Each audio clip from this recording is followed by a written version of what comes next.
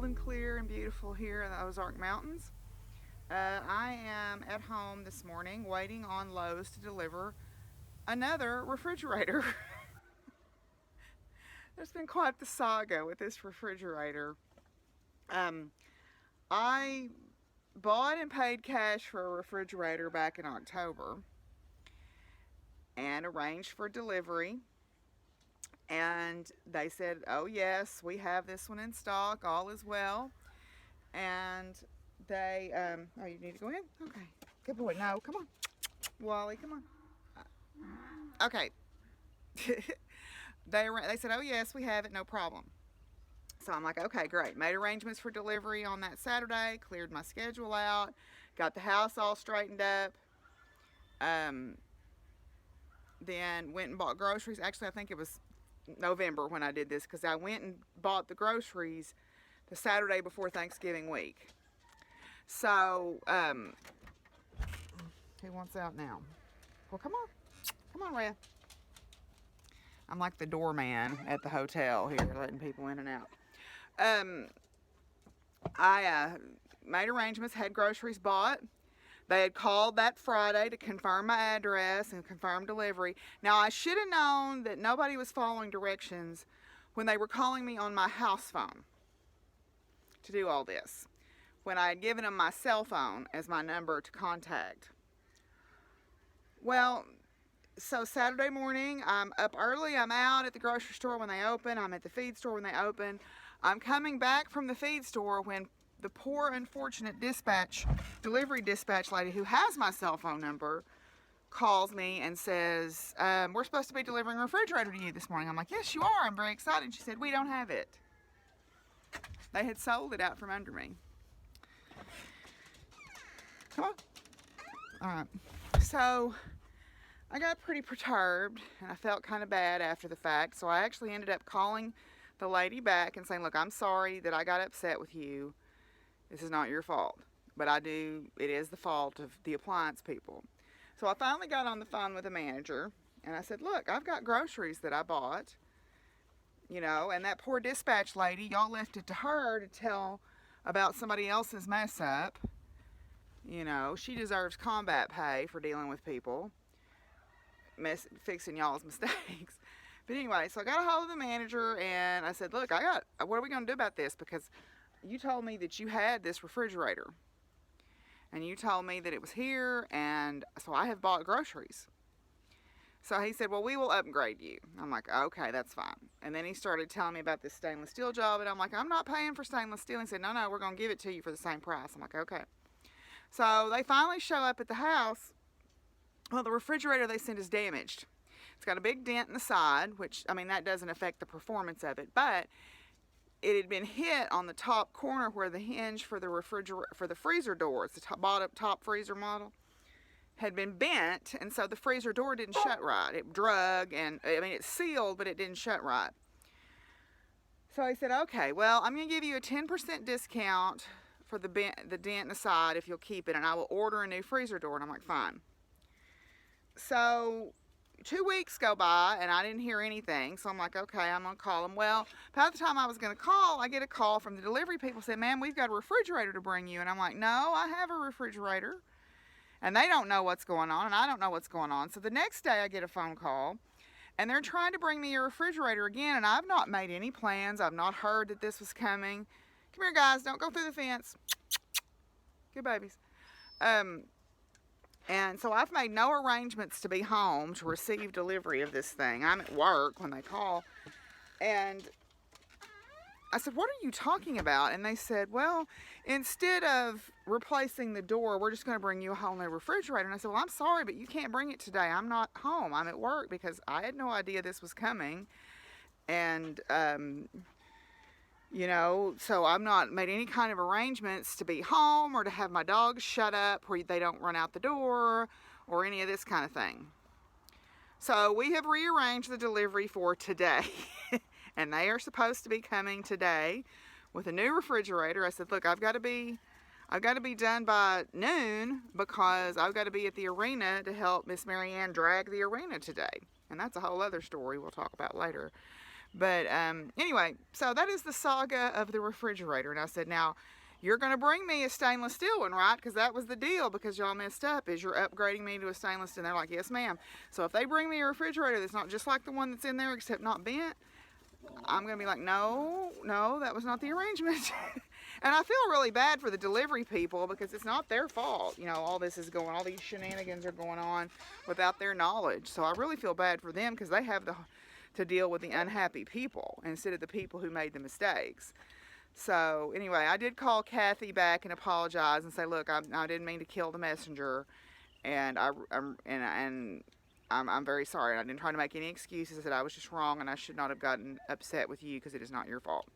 So I tried to be a decent human being, and she was very appreciative. She's like, oh, thank you. She's very sweet, very gracious lady. I'm sure she gets yelled at quite a bit, and I hate that for her. Anyway, so there's a refrigerator, I hope, on the way this morning. But I'm not cleaning the one I have out right now. I don't have a lot in it, but I'm not taking anything out of it until I hear that they are on their way. Okay, so I bought this fabric. If you watched my episode around my birthday, I bought this fabric when I went up to Marshall Dry Goods, and you had to buy a whole bolt of it. But I purposely thought, well, this would be a good fabric to have a whole bolt of, and this is what I want to make the helmet bags out of. But also, I thought it would make some cute folded stars. But since the fabric print is much larger scale, I think I'm going to try to make the stars a little bit bigger. So the ones that make this size, the initial strips are cut 4 inches wide. So I think I'm going to double that. I'm going to cut an 8-inch wide strip, so that'll make the star bigger. I'm going to try one, because I'm not sure how well these will scale up, you know.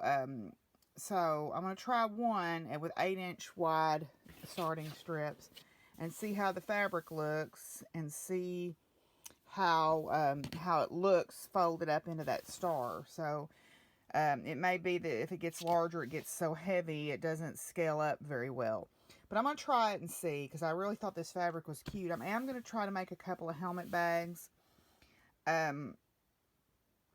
brought a helmet home to try to measure it to see what size I would need, and I think I'm going to use that Jenny Baker in color order drawstring bag pattern, but just not use any contrast fabric. So we'll see. But anyway, I'm going to try this and see how it works. Well, that did not work. The tails were not anywhere close to being long enough. So what I'm going to have to do, if I want to, I think this size scale is right in terms of the strip width, because you can see the horses. So what I'm going to have to do is, if hers were 16 inches long for 4, I'm going to have to make them 32 inches long, we'll assume, for 8.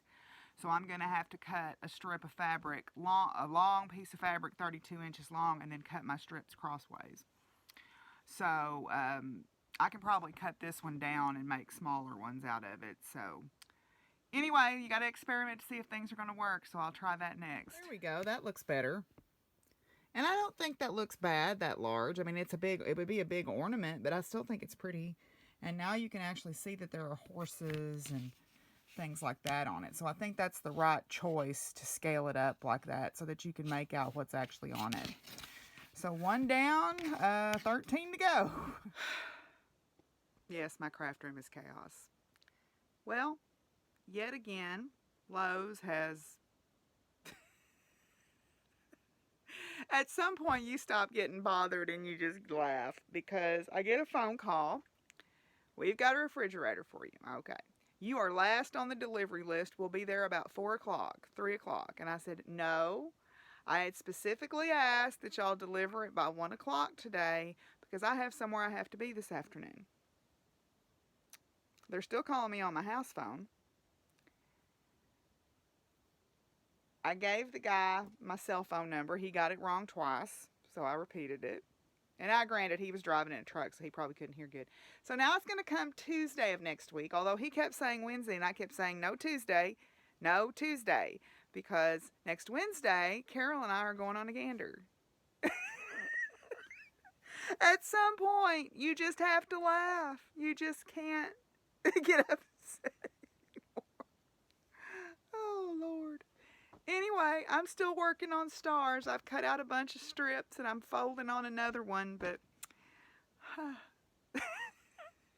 you just have to laugh. I've got 5 stars made. I'm trying to make sure that I get at least a couple of horses centered in the center parts here. So I cut one set of pieces wrong, so I'm going to use those for something else, I guess, or maybe try to make some smaller ones. But right now I've got to go feed and water, so I'm going to take a break from doing this. I've got 5, need to make about 10 more, so 1/3 of the way there.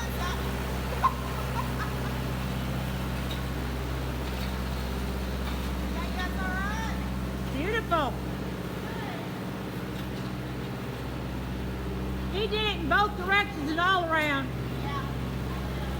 A little faster. I think I can go a little faster.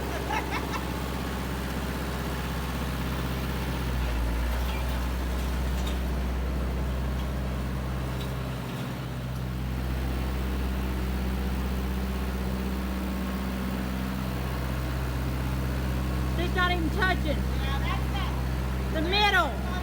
You've got to drag the corners out to the middle.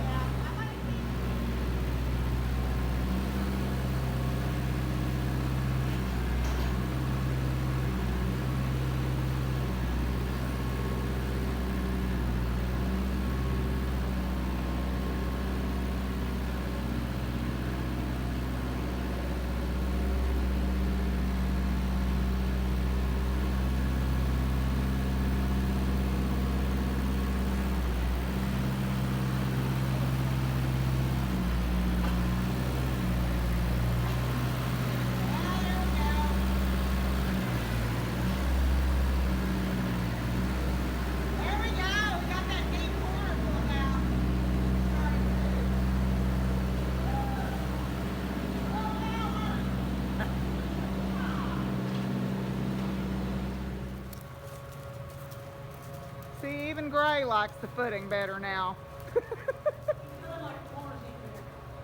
Huh?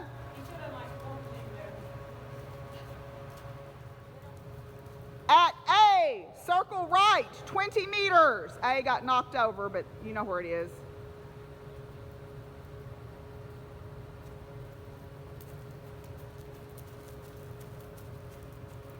A, K, E, H, medium trot.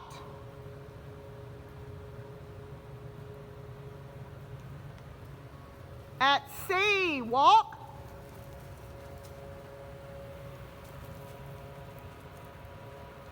M, X, K, free walk. So hands forward, relax your hips and let her stretch down if she will. Good. Hands forward a little more. At K, medium walk. All the way to K, don't cheat me. At A, down center line. At X, halt and salute.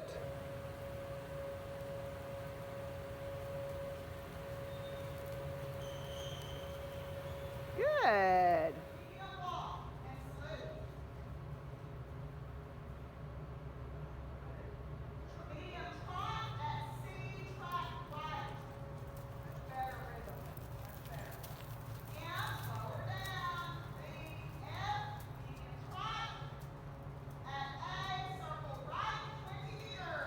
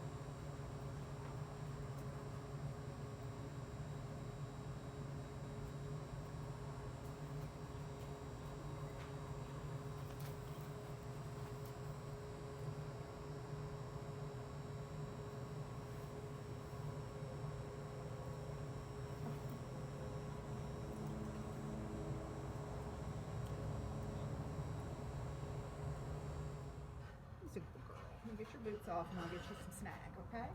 I'll get you some snack. I'll get you some snack.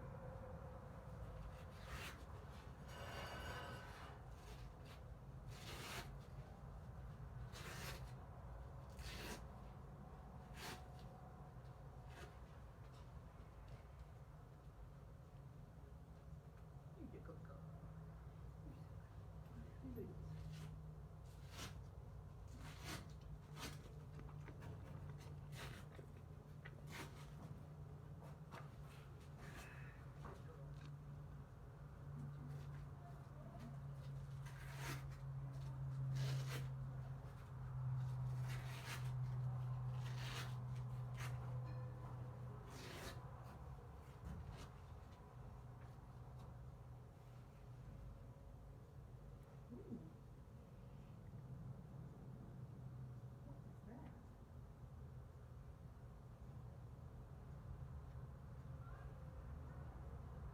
Cut, baby. Let's go have a look at that. Well, it turns out Flame has a little bit of a rope burn on her back leg where she fell last Friday. That is a good-minded horse because she could have chunked me multiple times for wearing that boot. So I cleaned it up and there's no raw flesh or anything, so I'm just not going to wear back boots until it heals up completely. She's a good girl. She's a good girl. Anyway, I'm going to go inside and start shutting the barn down while they're practicing the jumps. Trying to get comfortable, Daffodil. He's a good girl. He's a good girl. Hi, Fizz. And there's Cammy. And there's Smiley and Rhea and Willie. And Willie's Coke bottle and Fevers. And Lucky Ducky. Lucky Ducky. Oh, and here's Ears. Okay. Okay. Okay. Okay. You too. What do you want? Good dogs. Oh, you're very earnest looking. Oh, Smiley.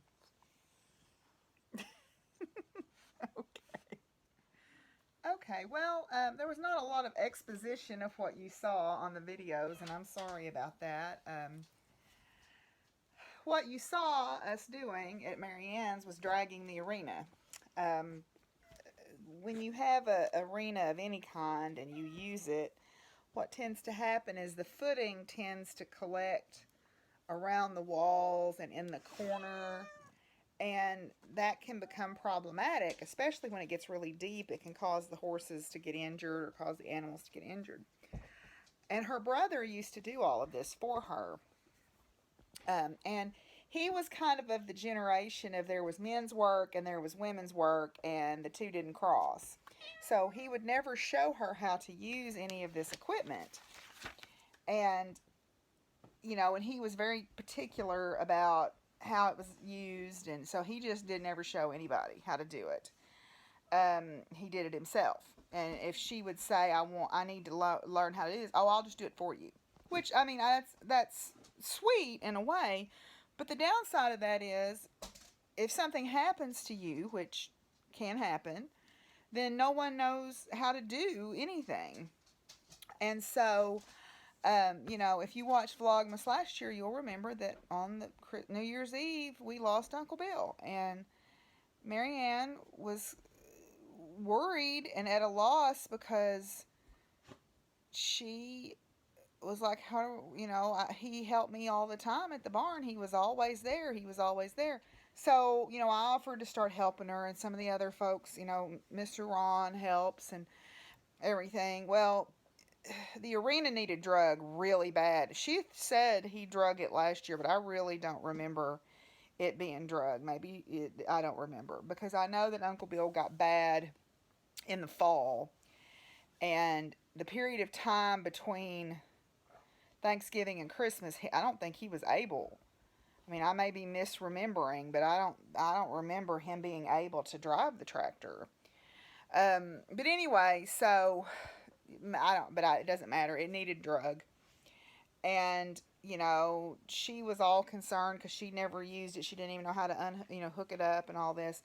So she, you know, I spent the morning while I was making those stars watching videos about that particular piece of equipment, and then watching videos about the best way to drag an arena, you know, to get it nice and level and evenly, you know, the footing even. And so when I got there, I mean, I knew it was going to be, luckily, it is literally just a pull behind thing. And so all you do is you hook it to the 3-point hitch. You've got the two, there's the reason it's called the 3-point hitch is there's 2 arms at the bottom and then there's a center link at the top. And so it's like a triangle of hitching. So it's 3-point hitch. It doesn't have any hydraulics or power takeoff to it. Unlike a bush hog, where a bush hog has a rotating blade, so you have to hook it to the power takeoff, which runs off the transmission of the tractor to turn the blades. So we had to unhook from the bush hog first, which was no easy chore because it had not been, unhooked. And so I'm out there and with a lot of WD-40 and a lot of stomping and swearing and wrestling with it, I finally got it off. The hardest part was the PTO shaft. It didn't want to, it's supposed to slide back so that you can move it, and it had not been oiled or greased or anything. And so I'm out there, I probably used half a can of WD-40 on it trying to get it to move. But I got it off, and then we got hooked onto the rake. And it took me the better part of an hour and a half to rake that arena, and it still needs work, but it's much better than it was. So that's what you saw in the video clips. And then after that, we had the practice for the dressage club and the jump club. What you're hearing me do is called the test, where there's a particular order of movements. And if you'll notice in the video, there's cones around the outside of the arena that are lettered, and that's how you know where to execute the movements at. So I was calling the test for everybody else. I had it memorized, of course, by the time I'd called it for everybody, I had it pretty well memorized. But the goal is on Sunday, everybody to demonstrate what they've been practicing in both the clubs.